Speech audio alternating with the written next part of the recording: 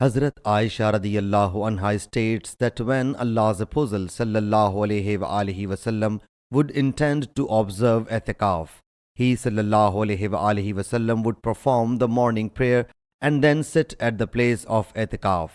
Once he sallallahu alaihi wasallam passed orders to pitch a tent, and the tent was put up, and he sallallahu alaihi wasallam intended to observe itikaf during the last 10 days of itikaf.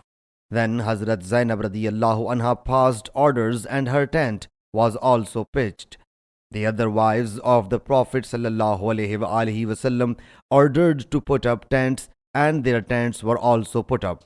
When the Prophet sallallahu alaihi wasallam had performed the morning prayer, he sallallahu alaihi wasallam, seeing all the tents, said, "Have they intended righteousness by it?" He sallallahu alaihi wasallam commanded to take down his tent, so it was taken down, and he sallallahu alaihi wasallam forsook the itikaf in Ramadan and then observed the itikaf during the 10 days of Shawwal. Sahih Muslim Hadith number 2777.